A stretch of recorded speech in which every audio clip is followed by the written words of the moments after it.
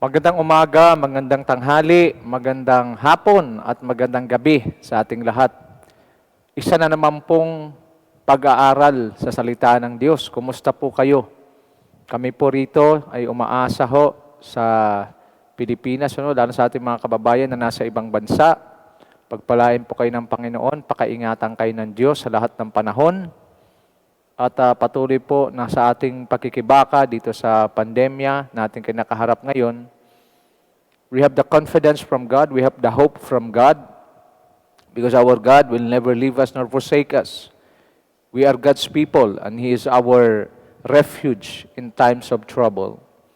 Praise God ho, at bago tayo magpatuloy sa ating pag-aaral ngayong gabi, nihiling ko na tayong lahat muna ay sumama at ako po samahan ninyo sa isang pananalangin.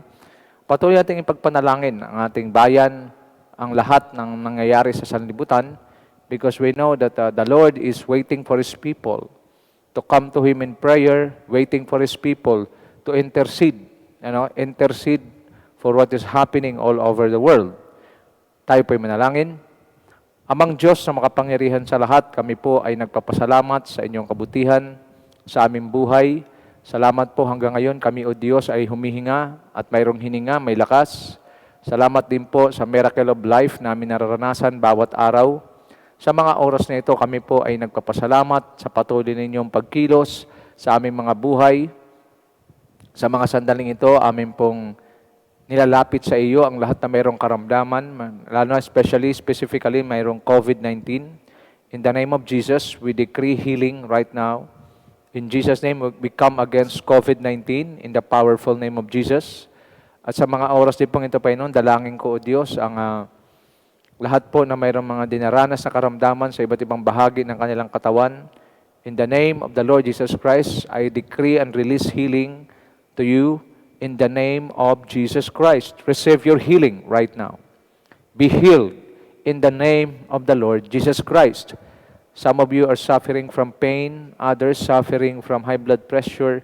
In the name of Jesus, I decree healing right now. Be healed in the name of Jesus. There is power in the name of our Lord and Savior Jesus Christ. Receive your healing. I also pray those who are in need for provision. God is the source of all things, and He is a generous God willing to provide for His people. If you are in need right now, some of you, you are really in deep need right now. The Lord is just giving you this assurance that He will be the one to take charge of all your needs. All you need to do is to believe. If you remember that woman bleeding for 12 years, she just declared in herself that the moment He touched the clothes of the Lord Jesus Christ, she will be healed. And ang sabi ng Bible, immediately she got healed. Today, lift up your hands in the name of Jesus. Those of you who are in deep need right now, financially, in the name of Jesus Christ, I pray for God's provision to be upon you. I pray that the heavens will be open for you, because the Lord will going to give and provide for all your needs. Begin praising Him, begin thanking Him, because the Lord is already the blessings are coming to you in the name of the Lord Jesus Christ. Receive your provision right now. I also pray for God's divine protection for all of us. Habang dumadami ho ang mga nai-infect, I declare that Psalms 91 is our portion, that no pestilence can come near our tent, and I decree that wherever you are right now, every location that we are in, it will serve as our Goshen, where the protection of God, the covering of God, the provision of God, the power of God, and the presence of God is always present.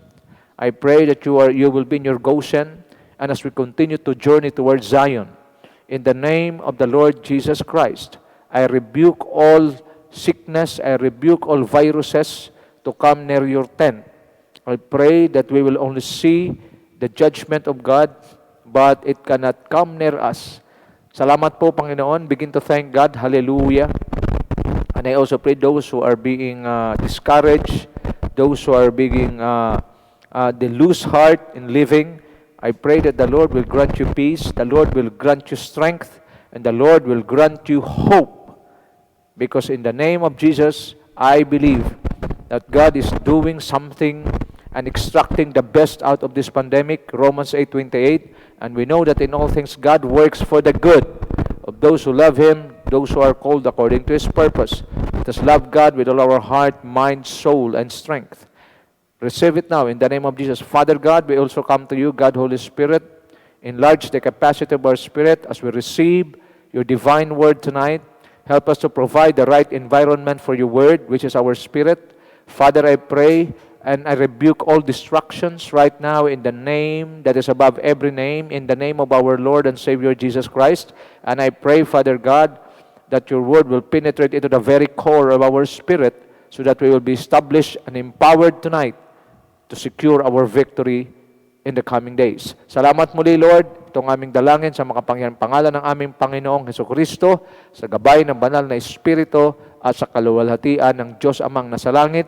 Ang lahat ay magsabi ng Amen and Amen. Palakpakan po natin ang Panginoon. Glory to God. You know, mga kapatid, muli magandang gabi ho sa mga kabubukas pa lamang ng kanilang Facebook. Live rin po tayo ngayon sa YouTube. Alam niyo ho, mga kapatid, this situation that we are in right now is a test of loyalty towards God.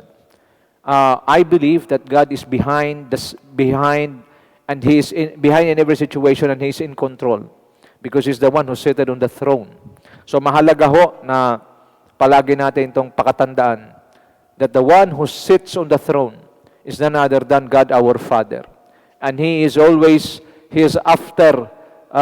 extracting the best out of this pandemic that we are in right now. We believe that God works for the good. Alam niyo ho, marami ho kaming mga patutuulan sa School of Church Builder. Kung kailan ho pandemic, talagang sunod-sunod ho yung blessing ng mga katribo natin sa School of Church Builder. Kung makikita niyo po sa Facebook ni Pastor Wilbert, malinaw ho, talagang pinapakita ng Panginoon. Others are, constructing their churches. Those who are in constructing their churches, I pray that the Lord will also grant funds for you in the name of Jesus. Just believe. And just continue to, pray and work hard because the Lord will going to bless you. Amen ho? At doon ho, sa mayroon hong mga struggles sa inyong buhay sa ngayon, it is part of our journey towards destiny. But one thing is for sure, pag sinet na ng Diyos ang destiny natin, we will surely reach our destiny. Why? Because He who began a good work in us will be faithful to complete it. Hindi ang Diyos nang iiwan. Palagi sinasabi ni Pastor Wilbert, walang iwanan, walang laglagan. Ang Diyos po, numero uno, yan ang kanyang motto sa mga tao na sumampalataya sa Kanya. Pag tayo po sinimulan ng Diyos, kailan nagsimula ang Diyos po sa atin nung tinanggap natin ang Panginoong Jesus? When we got born again in the Spirit, God had started His work in us. Philippians 1:6, it says, He who began a good work in you will be faithful to complete it. God will never leave unfinished business. Pag sinimulan tayo ng Diyos project, ito'y Kanyang tatapusin. By hook or by crook, tatapusin niya po ito hanggang dulo. That is why we have the confidence. We have our confidence in God. Why so downcast, O my soul? Put your hope in God. Ano ho? Sabi ni David, bakit ka nalulungkot, kaluluwa ko? Ibigay mo at ilagay mo ang pag-asa mo at kumpiyansa mo sa Diyos. Let us put our confidence in God. Let us deliberately trust in His character. God is forever faithful. Amen? So we will continue in our study. Biblical principles that empower and establish our faith to secure our victory.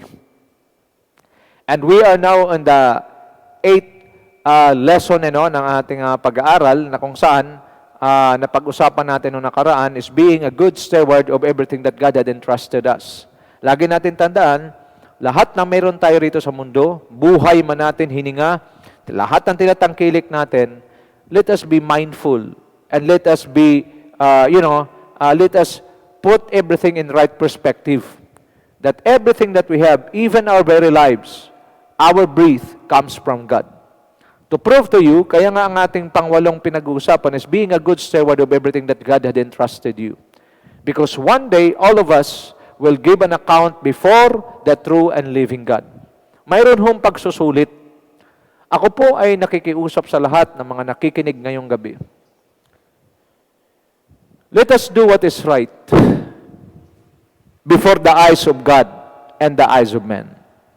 Why? Because if some of us, maaaring hindi alam ng marami, there will be a judgment day that all of us will face God and give account.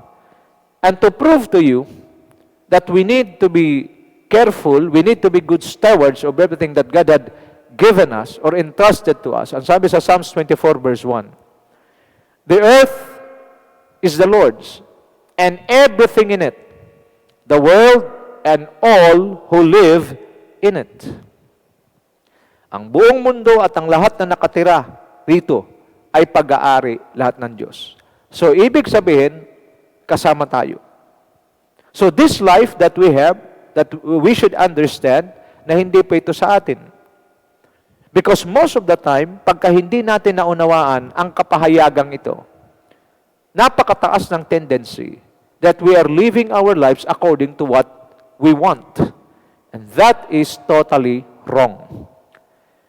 Because, watch me now, because the moment you live your life the way you want, dispalinghado ho. Ibig sabihin, inaccurate ho na paraan yan. Because yourself and myself will never align. Our will is always in contrast to the will of God. I want you to understand that God had already a plan for all of us.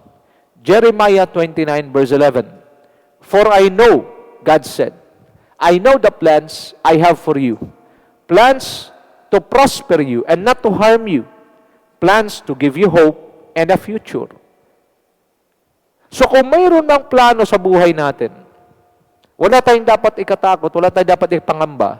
Let us just live our lives according to the Word of God and according to the will of God. Kaya palaging sinasabi ni Pastor Wilbert, every time we wake up in the morning, in the first hour of the morning, pagka tayo nagising, ang una natin kakausapin ng Diyos. Bakit? Sa paggising natin sa bawat araw, alamin natin kung ano ang kanyang kalooban. At humingi tayo ng grasya. Sa oras sa malaman natin ang kanyang kalooban, lalakad tayo ayon sa kanyang kalooban. And if that's the case, and that's the way we live our lives before God, then, makakatiyak ho tayo na ang plano ng Diyos, pagsama ng Diyos, kalakasan ng Diyos, biyaya ng Diyos, maging bukas na langit, ay ipagkakalob sa atin ng Diyos. Don't you know that only God can open the heavens for us? Why? Because He's the God of heaven.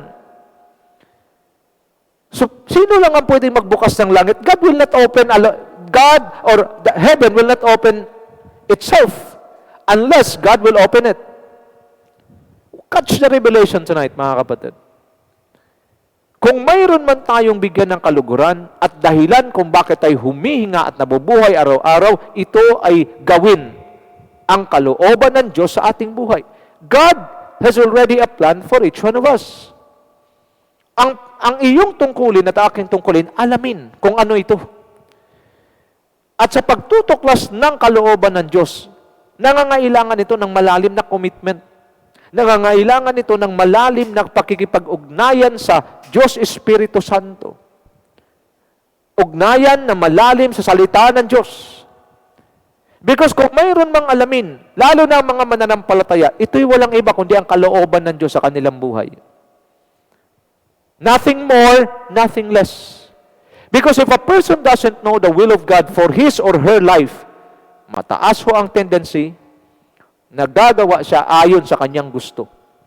At lagi niyong tandaan, Isaiah 55 verse 8 to 9, God said, my ways are not your ways, and my thoughts are not your thoughts. As high as the heavens above the earth, so my ways than your ways, and my thoughts than your thoughts. Sala ho talaga eh. Naunawaan niyo ho? Talagang magkakaproblema. Ito ho ang pinakadahilan kung bakit maraming mga mananampalataya hindi makarating-rating sa destiny at hindi makakaranas ng pinagpalang buhay. As what the Lord Jesus Christ had mentioned in John chapter 10 verse 10, ang magnanakaw ay pumarito para magnakaw, magwasak at pumatay. Subalit ako'y naparito para bigyan kayo, bigyan ng mga tupa ng buhay na ganap at kasiyasiya. Are we not hungry for these promises? Nasaan ang buhay na ganap at kasiyasiya? Nasaan ang pinangako ng Diyos sa Jeremiah 29:11? Nasaan? Why? Because we miss the point. What is the point of our existence as believers of Christ? To know God's will. How to know the will of God? By simply devoting and building ourselves strong in His Word. Kaya nga itong pandemic, praise God, araw-araw mayroon tayong salita ng Diyos, mayroon pa tayong mga discipleship training, mayroon pang teaching ng inyong mga pastor. Overwhelmed tayo masyado ng Word of God, and that is why we have no enough reason before God na hindi natin malaman ang kanyang kalooban. Malinaw ho? We own nothing. Let us establish this truth. The earth is the Lord's and everything in it. The world and all who live in it. Ang buhay natin ay hiram lang sa Diyos. Hindi atin ito. Ngayon, kung pahiram pala ng Diyos, gamitin natin para sa Diyos, wag sa sarili nating gusto. Tingnan niyo pa mabuti. If you allow yourself to be used by God, then God will be the one to bless you. And God will be the one to honor you and reward you because you are doing His will. Ganun lang siya kasimple. Kaya makikita natin, yung mga lingkod ng Diyos, mga mananampalatay na pinagpapala sa kanilang buhay, they have one thing in common. They have one testimony in common. Ano ito? They put God first, and God provided all the things they needed to finish the assignment that God had given them. Di ba napakaganda? Napakasarap mabuhay pag gano'n ang ating pamamaraan. Your life and my life is just a borrowed life. At sa hiram na buhay na ito, ibig ng Diyos, na atin itong gamitin para sa Kanyang kalooban, mabuhay na ho tayo para sa Diyos. Mabuhay na po tayo para parangalan ng Diyos, itaas ang pangalan ng Panginoon, tama na ho sa sarili. Kasi kung mabubuhay pa rin tayo sa sarili natin, we will only end up in destruction. God wants us to end up in celebration, in heaven with Him. Pero pag hindi ho natin to papakinggan ang mensahe sa gabing ito, at patuloy tayong mabubuhay sa ating sariling pamamaraan, laban sa pamamaraan ng Diyos, because our ways is not His ways, our thoughts is not His thoughts, then there's a big tendency that we will fail. Anything that we do that is not aligned to the will of God are tantamount to failure. Nagkakaunungan ho tayo. Sana ho itong gabing ito ay maunawaan natin ito. Is there a judgment? Is there an account shall we give an account before God, Pastor? Yes. Ecclesiastes 12:13-14. Now all has been said or has been heard. Here is the conclusion of the matter. Fear God and keep His commandments. For this is the duty of all mankind. Ano raw ang duty ng all mankind? Fear God. Pag sinasabing fear God, honor God. Give Him the highest reverence. The moment you respect a person, you will never hurt him and you will never violate what he wants. Ito ang fear of God. Ano pa? Keep His commandments. Anong ibig sabihin? Pag sabing keep His commandments, hindi tinatago, sinusunod. You obey His commandments, and this is the whole duty of man. Nakita ho natin? If you fear God, you will revere, you will give Him the highest reverence. And you will never hurt Him by committing sin before Him. Nagkakanawan ho tayo. You keep His commandments, whatever He tells us to do, yan ang ating priority at yan ang ating nilalakaran. For God, watch me now, for God will bring every deed into judgment. See? Including every hidden thing, whether it is good or evil. Lahat ho, pagsusulitan natin. Sana ngayong gabi, ito ho ay magbibigay sa atin ng maliwanag ho, na pananaw. To evaluate ourselves, what we are doing. Because God will bring everything, every deed into judgment. Kaya nga ho, sa gabing ito, kung mayroong tayong mga practices o lifestyle, habits na ginagawa, na alam natin na hindi tama, at ito ho ay nakikita ng Diyos. Maari ho na naililihim natin sa tao. Pero lagi natin tandaan, sa Diyos madilim o maliwanag, ito'y pareho rin. nakikita ng Diyos ang ginagawa mo sa liwanag, mas higit na nakikita ng Diyos ang ginagawa natin sa lihim o sa dilim. Tonight, I'm encouraging every one of us to really surrender everything to God before before it's too late. Okay? Bago ho mahuli ang lahat. So, being a good steward, napag-usapan na natin of our salvation. Pangalawa na na-discuss natin last Tuesday is being a good steward of our relationship. Bibihira ho itong mapag-usapan, ano?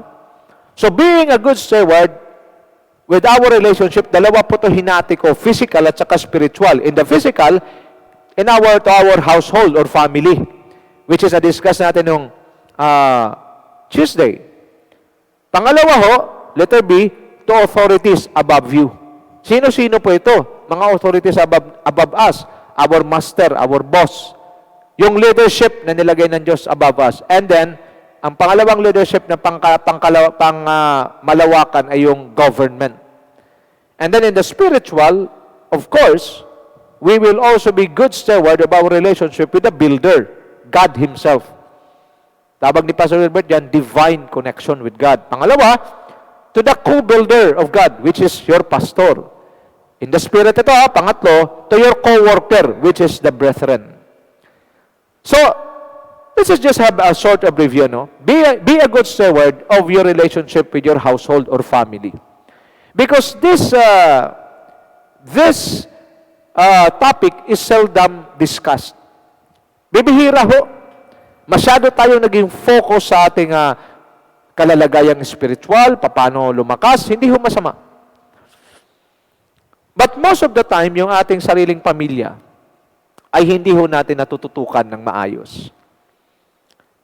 Si Pastor Wilbert mismo nag-testify, at ako rin, na nung wala pang pandemic, kulang ang oras na naibibigay natin, lalo na ho tayo mga pastor. Kulang ho ang oras na naibibigay natin sa pamilya kasi most of the time nasa labas ho tayo. Kaya nga, praise the Lord, na hindi pa ako nagpapasalamat dahil nagkaroon ng pandemic, kundi nung magkaroon ng pandemic, doon na buo yung family altar. At dito ho, nakita ko kung paano po ng Panginoon inaayos ang bawat pamilya. Why? Because God just impressed in my heart and revealed to me that as ministers of the Word, our first ministry should be our family. Nagkakaunawaan ho tayo? Because kahit gaano ka-successful ang isang ministro o pastor sa labas, sa kanyang mga ginagawa, pag hindi ho niya na ministeryo ang kanyang pamilya, lahat ng kanyang mga success sa labas ng sa kanyang mga pinupuntahan ay mababaliwala ho. And this is the problem of most of Christian families. That is why, let us be good steward with our relationship with our household and family, So, napag-usapan natin noong nakaraan, yung submit to one another out of reverence for Christ. Anong ibig sabihin? Let us honor one another. Let respect be established in the house. Hindi pinag-uusapan sinong leader, sinong provider, sinong breadwinner. Let us respect each other's right. Mga magulang, matutong makinig sa mga anak. Mga anak, lalong higit sa lahat, matutong makinig at sumunod sa magulang. Pinag-usapan natin noong nakaraan sa mga asawang babae that you need to submit to your husband in everything. Na hindi na pinag-uusapan dito kasi nga kung mayroong iba kasi na mas mahusay sa kanilang asawang lalaki, may pinag-aralan at pagdating mo sa kinikita, medyo mas mataas, hindi ho yun ang pinag-uusapan. The Bible is very clear that wives should submit to their husband in everything.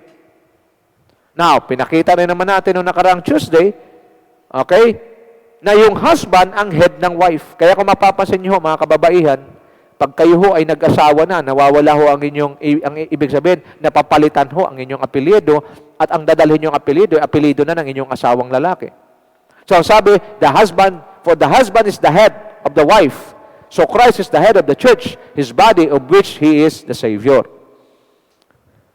So, for the husband, dapat maintindihan din natin that we should be a good example to our wife and to our children. Kasi nga, if we are going to love our family, sabi kasi dito, husband, love your wives, just as Christ loved the church and gave Himself up for her. Na ibig sabihin, para yung ating household ay magiging household of God, kailangan na yung respeto ay mai-establish natin sa loob ng bahay, na hindi ko tayo yung leader at tayo yung tatay, ang ating salita hindi na nababali. Ang ibig lang pong sabihin, learn to listen and respect the rights of your children and your wife. Paano natin ma-express ang pag-ibig natin sa ating mga mahal sa buhay, lalo sa ating asawa? To make her holy, cleansing her by the washing with water through the word. The husband serves as the priest or the pastor of the house. Ang husband ang kanyang ministeryo sa loob ng bahay ay una, he should be a man of the word. Ang tatay dapat naglilid ng Bible study sa bahay. Kung mayroon na mag-introduce ng salita ng Diyos sa loob ng bahay, ito'y walang iba kundi ang tatay. Nagkakaunawaan pa tayo. That's the ideal thing. Kaya, sinasabi na Diyos, inuuna yung sa mga wife o sa wives, to submit to your husband. Kasi pwedeng may nakikinig sa akin ngayon, yung asawang lalaki mo hindi pa nakilala sa Diyos. At ang ideal dito, siya dapat ang magiging minister or priest, magiging pastor sa bahay na ang unang ministeryo ay ipangaral ng salita ng Diyos. Mga kalalakihan kung kayo pa'y nakikinig sa akin ngayon, mga tatay, ang ating unang ministry sa bahay o sa ating pamilya is to share with them the Word of God. We should be a man of the Word. Hindi lamang nagtatrabaho, alam niyo yung pagkatrabaho at saka pag-ientrega ng pera sa ating mga asawa, normal yan. Dapat lang. Pero higit sa pagbibigay ng salapi para sa ating pangaraw-araw na pangailangan na mabigyan, trabaho ng lalaki ang magbigay ng spiritual na pagkain sa kanyang asawa at sa kanyang buong pamilya. Nagkakaunawaan tayo. Okay?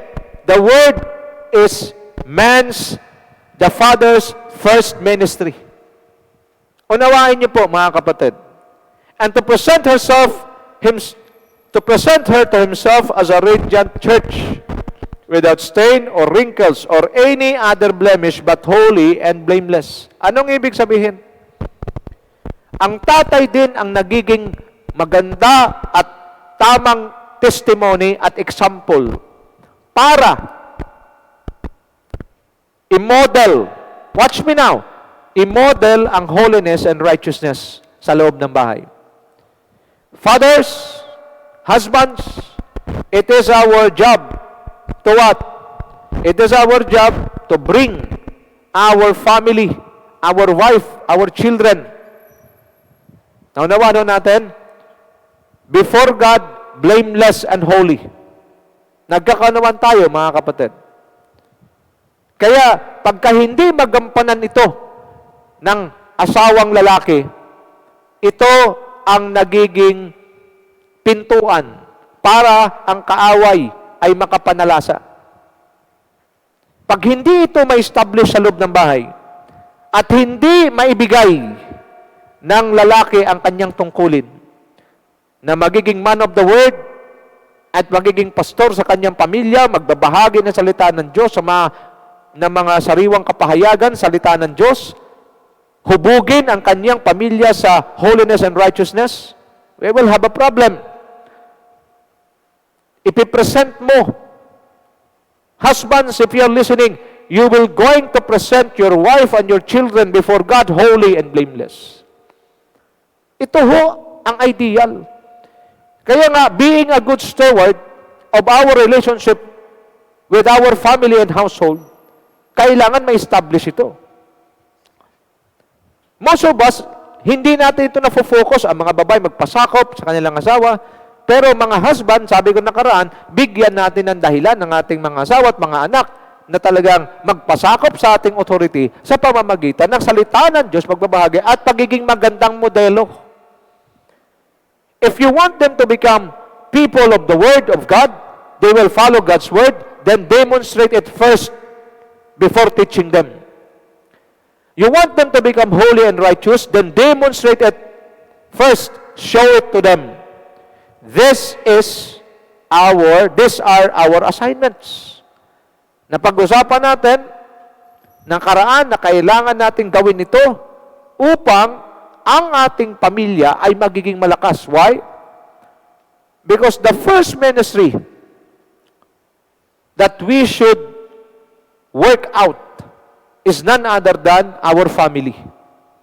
Marami na hong mga lingkod ng Diyos ang nasira ho sa ministeryo dahil ang kanilang pamilya hindi ho nila na asikaso. Maging mga mananampalataya, lalo na yung mga worker, kahit mga leaders, isa sa requirement ho, para kayo, ang isang tao ay magiging leader sa iglesia, kailangan ho maayos ang kanyang pamumuno at pamamahala sa kanyang pamilya. That's the first requirement. And seldom or most of the time, hindi nabibigyan ng pansin at tuon sa bawat pangangaral. Dadaanan man, pahapyaw lang.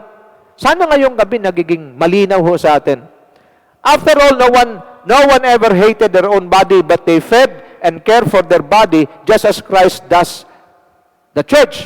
For we are members of the body. For this reason, a man will leave his father and mother and be united with his wife, and the two shall become one. This is the profound mystery, but I am talking about the Christ and the church. However, each one of you also must love his wife as he loves himself, and the wife must respect her husband. Mga kapatid, muli ako mangungusap sa mga asawang lalaki. Be a man of the word. Be a model demonstrating what the Word of God says. Let us walk our talk. And let us model holiness and righteousness before our family. So that mag-gain natin ang respect ng ating mga kapamilya. Nagkakaunawaan ho tayo, mga kapatid. Alam niyo, pag nagawa natin ito, I know that this is one of the requirement na hinihiling ng Diyos. Hinihingi ng Diyos, ine-expect ng Diyos na ating ibigay sa Kanya sa pandemyang ito.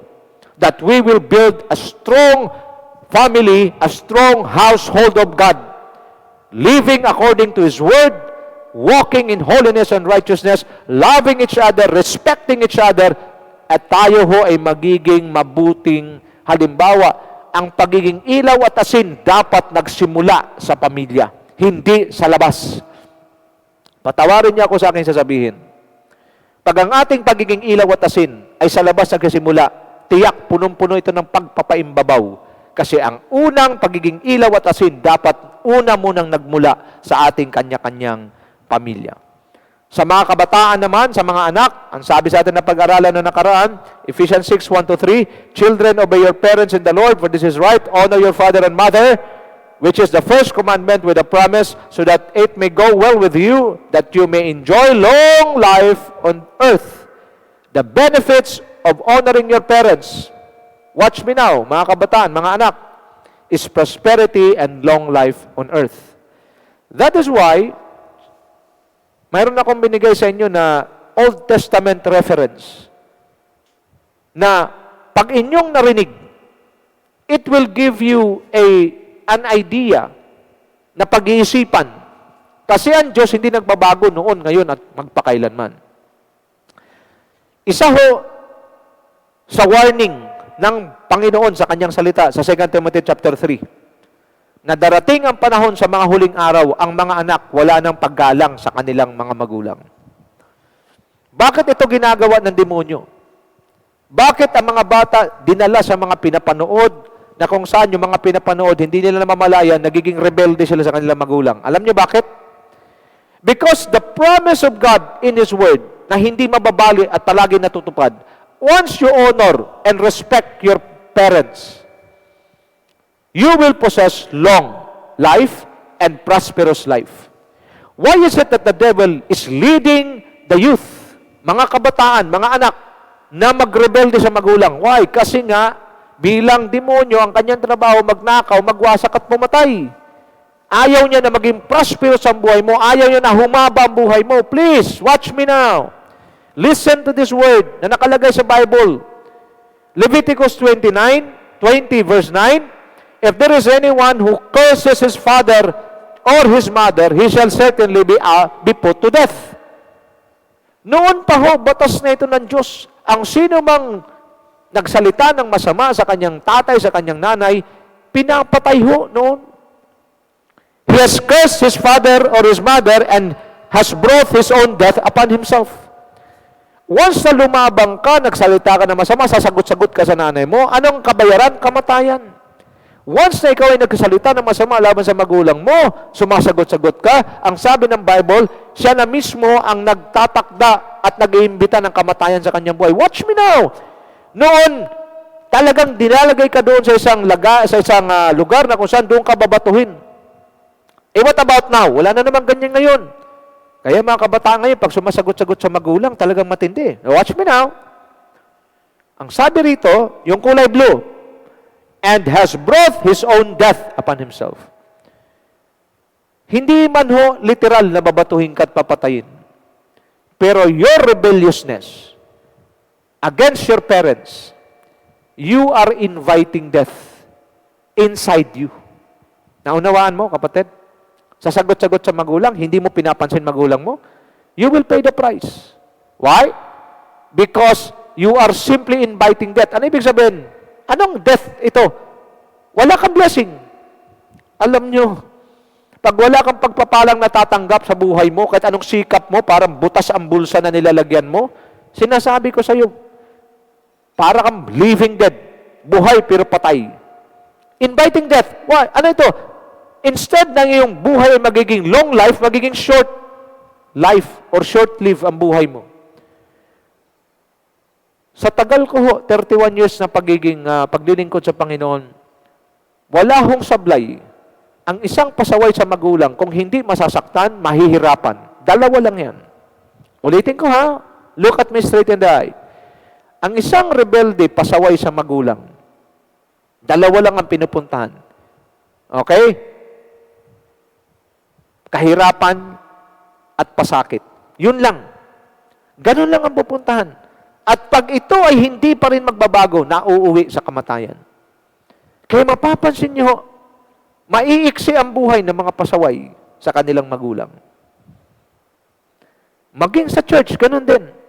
Pag pasaway sa pastor at hindi sumusunod, ang pastor ang carrier ng grace, pagka hindi ka mag-connect at hindi ka sumusunod, hindi ka nagpapasakop, iiksi din ang buhay. Walang pagpapala. Bakit iiksi ang buhay? Spiritually speaking, wala kang paglago. Pag ang isang tao hindi na lumalago sa kanyang spiritual na kalalagayan, ano mangyayari? Then the devil can easily attack him or her. Naunawaan nyo ito? Sa New Living Translation ang sabi, anyone who dishonors father or mother must be put to death. Such a person is guilty of a capital offense. Nakita niyo ho? Ano lang ibig sabihin? This is what the prodigal son did to his father. Wala ho, mga anak, makinig kayo mabuti. We are talking about family relationship, ha? Walang tagumpay, bagkos pawang kabiguan. Walang breakthrough, bagkos pawang kahirapan. Ang inaabot at naghihintay sa isang anak na hindi marunong rumispeto, sumunod at gumalang sa kanyang mga magulang. Sana maunawaan mo ito, kapatid, ha? Kung kayo mga anak na magaling sumagot, pag inutusan, puro wait lang, hanggang sa kawi-wait lang, hindi mo na nagawa. Pero, you can just imagine, your father, your mother, ang nag-aalaga sa'yo, maliit ka, hindi ka man pinapadapuan ng lamok, inaalagaan ka, pinapakain ka, tapos gano'n lang ang gagawin mo. That is really demonic. You are being influenced by the devil. If you will fight him, if you will go and fight against your parents, sana ho, ma-establish na ito. Asawang babae, magpasakop sa asawang lalaki. Respeto. Asawang lalaki, be a man of the word. Maging pastor ka sa pamilya mo. Paano ka magpapastor sa pamilya mo? Tingnan mo yung pastor mo sa church kung paano ikaw ay magiging man of the word. Mangaral ka ng salita ng Diyos sa pamilya mo. Pangalawa, i-model mo ang pinapangaral mo. Dalhin mo sila sa katuwirang kabanalan, pero bago mo sila madala, kailangan ikaw muna ay nakarating sa katuwiran sa kabanalan para ang iyong sinasabi ay napakamakapangyarihan kasi nakikita sa buhay mo. Nagkakaunawaan ho tayo? And then, lead them to God. Palagi nating ipaalala sa pamilya natin na ang Diyos ay mayroon ng dakilang plano.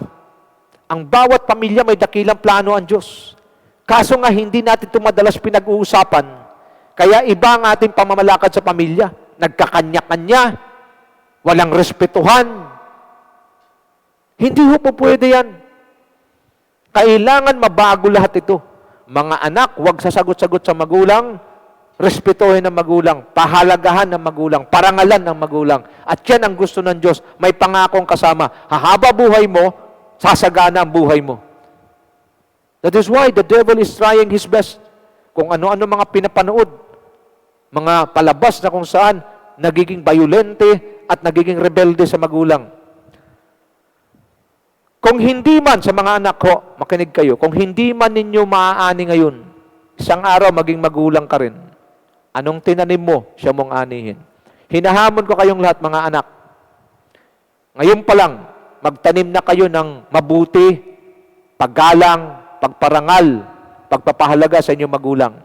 Dahil sa oras na kayo naman ang magiging magulang at magkaanak, anong tinanim mo sa magulang mo, siya namang aanihin mo sa magiging mga anak mo. I hope that you will be a good steward with your relationship sa iyong pamilya. Warning to those who do not take care of their household and relatives. Dito tayo nagtapos, di ba? Sa 1 Timothy 5:8, New Living Translation, but those who won't care for their relatives, especially those in their own household, sa pamilya na ito, have denied the true faith. Such people are worse than unbelievers. We should be mindful of our family, especially yung ating mga immediate family, ano? Kasi nga ho, ito yung akin napupuna palagi. Kung sino, mas maraming panahon ang maraming mananampalataya o mga tao sa ibang tao, sa mga kaibigan, kaysa kanilang sariling pamilya. Sa oras ho ng kagipitan, pamilya mo, sariling pamilya mo, kadugo mo, ang dadamay sa iyo. Hindi ho ang iba. Maliban na lang, kung ma-raise up mo, pastor, ang iyong mga miyembro bilang iyong sons and daughters in the Spirit.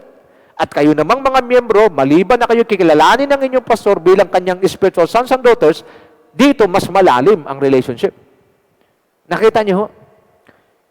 Kaya importante ho, ngayon, na maunawaan nating lahat, ang sabi rito ng Bible, matalas ho ang sabi rito ni Paul kay Timothy, sa mga hindi nagkikare sa kanilang family members, such people are worse than unbelievers. Ang sabi sa Living Bible, but anyone, 1 Timothy 5:8, but anyone who won't care for his own relatives when they need help, especially those living in his own family, has no right to say that he is a Christian. Has no right to say he is a Christian. Such a person is worse than the heathen. Worse than unbelievers. Ang heathen, ibig sabihin, walang pagkakilala sa Diyos. Walang alam tungkol sa Diyos. Ang sabi ni Pablo, pagka hindi tayo marunong mag-take care, tumulong sa ating pamilya, lalo na sa ating immediate family, at wala tayong pakialam sa kanila, mas masahol ka pa sa taong walang pagkakilala sa Diyos. My friends, this is a very serious matter na bigyan natin ng pansin. Because isa sa gustong makomply ng Diyos, gusto ng Diyos makomply natin sa pandemic na ito, is our honoring and love for our family, our household. Being good steward of our relationship. Sana ho, ito'y pumukaw sa atin lahat. Our first ministry should be our household and relatives. Failure to do so results to ineffective testimony and ministry. Ito ang problema noon, maging magpahanggang ngayon. Maraming mga pamilya, ang mga pastor, mga naglilingkod sa Diyos, mga leaders, workers, na Ang ibang mga tao, pagdating sa simbahan, bilib na bilib doon sa kanilang mga tatay, kanilang mga nanay sa paglilingkod. Pero pagdating sa kanilang sariling tahanan, makikita mo yung mapapansin mo, walang respetuhan, mapapansin mo talagang masyadong pamilyar na sa isa't isa, hindi na ginagalang. Pag nasa labas, excuse me po, pag nasa bahay, tumabi ka nga dyan. Makikita nyo yung kaibahan Pagka kumakain sa labas, talagang okay, mag-pray tayo. Pag sa bahay, hindi na nagpipray. Alam nyo mga kapatid, let me repeat, our first ministry, the first application of being light and salt of the world must be done first in the family. Failure to do so results to ineffective testimony and ineffective ministry. Let's move on sa pangalawa. Be a good steward of your relationship with your master or your boss. Ang ibig sabihin, learn to acknowledge the authority that God had placed over us. Ephesians 6:5-9. In the Living Bible it says, slaves, obey your masters. Be eager to give them your very best. Serve them as you would Christ. Now, tingnan niyo mabuti. Paano natin tinatrato ang ating boss? Paano natin tinatrato ang mga taong nasa ibabaw natin bilang ating authority? Obey your masters. Be eager to give them your very best. Sa mga nagtatrabaho don't just work as a mediocre. Marami mga nagtatrabaho kahit mga mananampalataya. They're not giving their best. Ang sabi rito ng Bible, very best. Always perform at your very best. Because you are not just working for your boss, but you are working for Christ. Wrong motivation, wrong understanding. Marami nagkatrabaho na lang para sumweldo. Alam niyo pag salary driven ka na sa trabaho mo, nakakatakot kayo. Alam niyo bakit? Kasi walang passion at walang interest sa trabaho. Kaya mapapansin mo, maraming mga mandaraya sa trabaho. Pag wala ang boss, ang pindot, ang bagal, pero pag nandyan, biglang bumibilis. Bakit? Because we miss the point. We are not good steward with our relationship with our master, with our boss. Do your very best. Alam niyo walang talo pag palagi ka magkatrabaho, you are performing at your very best. Wala kang talo. Bakit? It is your reward to yourself. At least at the end of the day, walang kukonsensya sa'yo na ikaw ay nagtatrabaho ng pawardi-wardi. Bagkos, walang kukonsensya sa'yo na nagkatrabaho ka ng parang mediocre lang. You always perform at your best. Sa akin, ganun lang naman You work hard, you work smart, and then you do your very best to reward yourself. And it is your work for God. Alam niyo bakit marami tinatamad na sa trabaho? Kasi di natin tinitreat yung trabaho natin na trabaho na bigay ng Diyos Kung alam lang ng bawat isa na yung trabaho mo ay bigay sa'yo ng Diyos, purihin ang Panginoon. Pag yung trabaho mo, tingin mo, bigay sa'yo ng Diyos, gift sa'yo ng Diyos, aalagaan mo Magpiperform ka at your best. Why? Not for your boss, not for the company, but for God's sake. Nagkaunawaan tayo. Alam niyo, marami nakikinig sa akin ngayon, mga tinatamad na kayo sa trabaho niyo. Alam niyo bakit? Kasi hindi niyo alam ito. Hindi kasi tayo nasanay na mag-perform at our very best. Palagi kong ang hamon sa mga kapastoran. The moment you preach the word, palaging isipin, it is your last preaching. Because if it is your last, you will give your very best. Same thing sa trabaho. Every time na tayo nagkatrabaho, always perform at your best na parang last mo na yan. Nagkakanawan tayo, we need to create a mindset in order for us to become excellent workers. Why? Kasi tayo nag-represent sa Diyos Marami ako mga kaibigan, mga pastor, na mayroon silang mga tauhan. Minsan may mga nag-recommend na pastor na papapasukin yung kanyang miyembro doon sa trabaho ng isang pastor na mayroong kumpanya. Ang reklamo ng mga Christian boss, mga Christian managers at Christian owners ng mga company, kung sino pa yung mga Kristiyano, yun ang palaging late. Alam mo katwiran? Lalo pag Monday, palaging late. Bakit? Ang katwiran? Kasi may worship service kami, nag-prayer kami hanggang 11 o'clock. Anong pakialam ng boss mo dyan? May trabaho ka. Naunawan natin, but if you understand that your work is God's gift to you, and you are working not only for your boss, not only for the company, but for Christ, what will happen? You will always perform at your very best. At pag nasanay ka na mag-perform palagi at your very best, what will happen? You will become an excellent worker. Kaya nga, nagiging employee of the month, employee of the year, nagiging napopromote palagi. Why? Ako minsan nagkatrabaho sa multinational company. Ang mga top performers, people who always perform at their best, nagtatatak sila sa isipan ng kanilang mga boss na kung mayroong bakanting posisyon for promotion, they are always top of mind to their bosses. Nagkakanuman tayo? Top of mind ang mga best performers.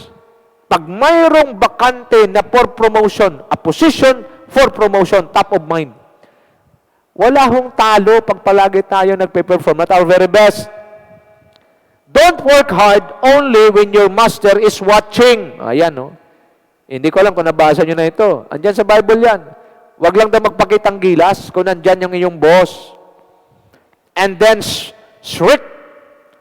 Okay? When he isn't looking. Nagpakitang gilas kasi nandyan ang boss at biglang bumagal or biglang humina nung nawala na siya. Work hard and with gladness all the time. Hallelujah. Maganda itong translation nito, Living Bible. Ano na ang ugali natin pag nagtatrabaho? To keep our relationship with our master, with our boss, na maayos. Nandyan siya o wala, we perform at our very best. At ano pa? Work hard and with gladness. Kailan? At all times. Bakit? Kasi nga, we are Christians, we are sons of the living God. Ano mangyayari? Tayo yung benchmark. Tayo yung model. Tayo yung benchmark. Para pag nakita pa siya may Kristiyano, ay ganyan palang Kristiyano magtrabaho. Sobrang sipag. May nakakita o wala, sobrang sipag. Bakit? Kasi he is not just working for his boss, he is not just working for the company, he is working for God. Benchmark ang mga Kristiyano pagdating sa trabaho. Kaya ang boss palaging iniisip, hindi ako mag-alala. Kung naiwan doon sa opisina, Kristiyano yun eh. Hindi ako nung dadayain sa oras, hindi ako dadayain sa trabaho, palagi magpe-perform at his very best, at nakikita ko, masaya siya na nagkatrabaho. Masipag magtrabaho, masaya na nagtatrabaho sa lahat ng panahon. At dito, maraming sablay kahit mananampalataya. We are not good steward. What else? As though working for Christ, doing the will of God with all your heart. This time, I pray na muling mag-apoy ang passion ninyo sa inyong pagkatrabaho. Lalo na ngayon, mga mananampalataya, makinig kayo sa akin mabuti. Lalo na ngayon, napakataas ng temptation. Kasi work from home. I-off mo lang yung camera mo, pwede mo nang gawin kung ano. Okay? Nag-gets nyo ha? Kaya nga, very important ho ito, may nakakita o wala, nandyan ang boss natin o wala, alam natin, be aware na nakikita tayo ng Diyos. At pag nakikita tayo ng Diyos, then we will perform at our very best. Working hard and working with gladness.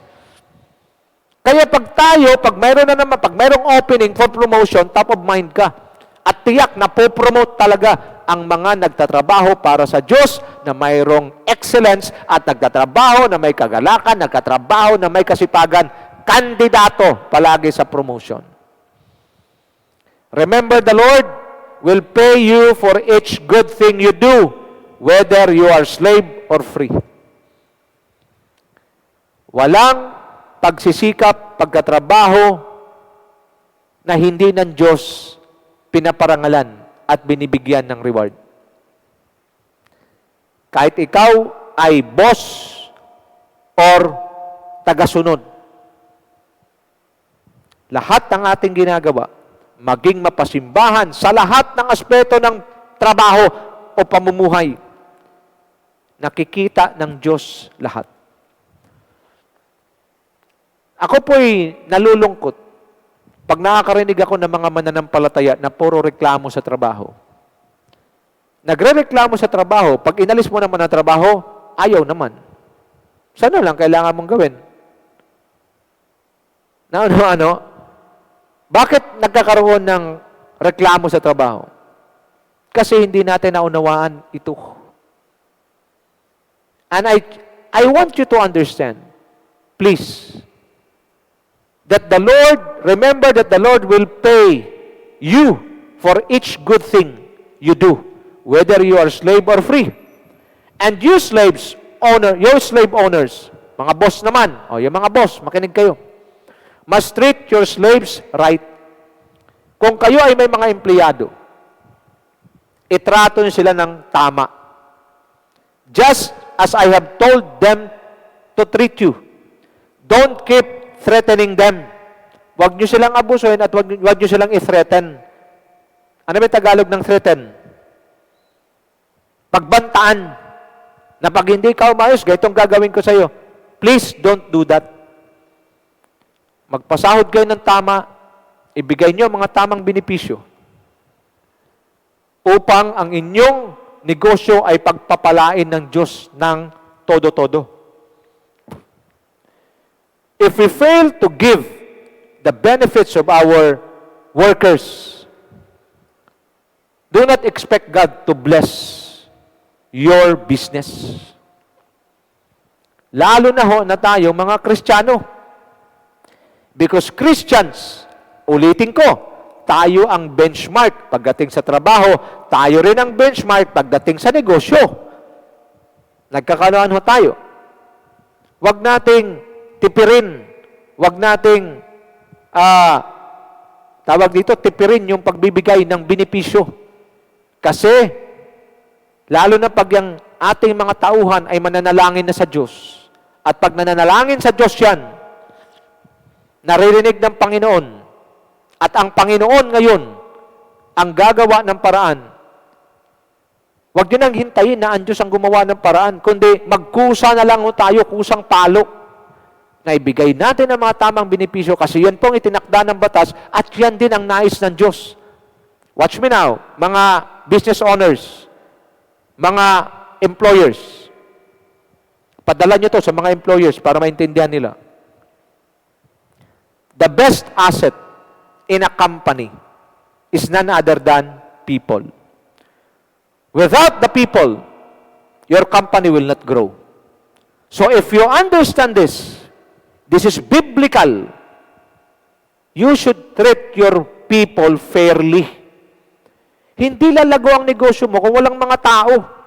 Kung mayroon ka mang alagaan ang gusto, wag lang ang iyong personal interest at ang interest ng business mo, higit mong alagaan yung mga tao kasi sila ang nagiging makinarya para magiging successful ang business mo. I hope clear sa atin lahat yan. You yourselves are slaves to Christ. Because kung ikaw ay employer, ikaw ay business owner, kay Kristo, ikaw din ay alipin. You are under the management of Christ. You have the same master they do. Ang master ng employer tsaka employee ay walang iba kundi si Kristo. Kaya if you treat your employees unfairly, then you will be answerable to your employer, which is the Lord Jesus Christ. Nagkaunawan ho tayo? So, you have the same master they do. And He has no favorites. Walang paborito ang Panginoong Jesus. Ikaw man ay employer o employee man yan, sa Diyos, pantay ang treatment niya sa inyo. For your information. Kaya pag naintindihan ito, itong being good steward of relationship between your master, your boss, between the employer and employee relationship, maraming kumpanya ang ibibless ng Panginoon. Sa mga nakikinig ko ngayon, pakishare niyo po ito sa mga employers, pakishare niyo rin sa mga employees para magkaroon ho ng biblical reference how to run a Christian company or how to run a company in a biblical way. As I end, gusto ko lang sabihin, your job is God's gift to you. Do your very best every time you perform your job. Do not be a mediocre. Do your very best. You work hard and work with gladness. Why? Masaya kayo sa trabaho. Kasi pagka wala ng trabaho, naku, mahirap yan. Alam ng Diyos, may pangangailangan tayo. May pangangailangan ka. Lalo na ikaw na kingdom supplier.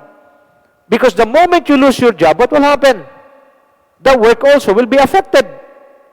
Napakasaya kaya magiging kingdom supplier in advancing God's kingdom.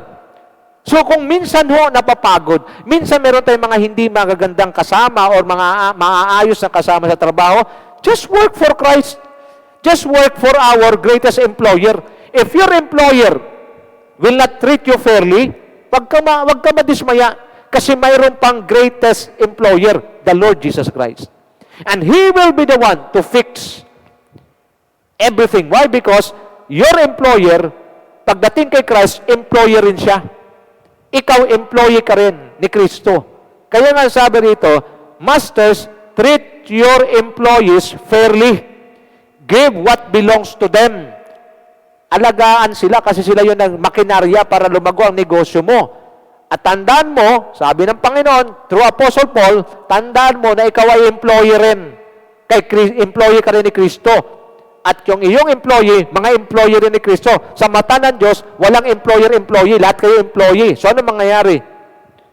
And God doesn't play favorites. Hindi ko mo employer ka, tsaka employee siya, papaboran ka ng Diyos. Gawin mo ang iyong assignment bilang employer. Give the best benefits to your people. Alagaan sila para lalo silang sumipag sa gawain. Ikaw naman na employee, ang ine-expect naman ng Diyos sa iyo, always perform at your very best. And always honor your boss as you honor Christ. You work hard and you work smart and you work with gladness. Hallelujah. Walang pandemic sa kumpanya na nag-ooperate according sa Biblia at sa salita ng Diyos. As I end, everything that we do, whether we are in authority or not, should exalt and glorify God in honor to Him as our Creator and King. Let me repeat, everything that we do, whether we are in authority or not, employee ka man or employer, should exalt and glorify God in honor to Him as our Creator and King. He is our boss. He is our master. Our boss on earth is just a representation of our greatest master. Pero wala na tayong dapat ikabahala kung hindi man maayos ang boss na meron tayo, mayroon pang greatest boss. Doon tayo mag-report dahil malaya ka mag-report through prayer. And the greatest boss has no favorites. Hindi niya ho papaboran ang iyong employer kung mali ang ginagawa. Ibababaan niya ang justice. Bakit siya yung best boss na walang favoritismo? Pagpalain tayo ng Diyos lahat. Nawa, mayroon kayong natutunan sa gabing ito at i-apply ninyo ito upang magiging pagpapala.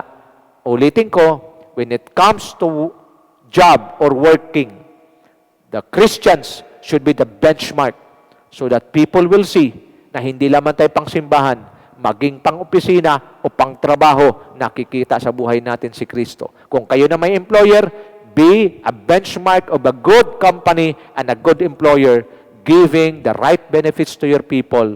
And with this, we will have a powerful company, a powerful blessing will be released to us by God because we are doing our business, we are working for God and doing our business for the glory of God. Pagpalain tayong lahat ng Panginoon, dalangin ko, ang inyong mga table ay hindi mawala ng pagkain, palagi ito mag-uumapaw sa pagkain para mayroon din kayo may bahagi sa iba. At anuman ang gawin ng inyong kamay, lalong-lalo na ang inyong mga kabuhayan ay lalong palaguin ng Diyos at pagpalain ng Diyos. Sa Diyos ang lahat ng papuri sa gabing ito at patuloy tayong pasaganain ng Panginoon sa Kanyang mga salita at sa Kanyang mga pagpapala. Shalom!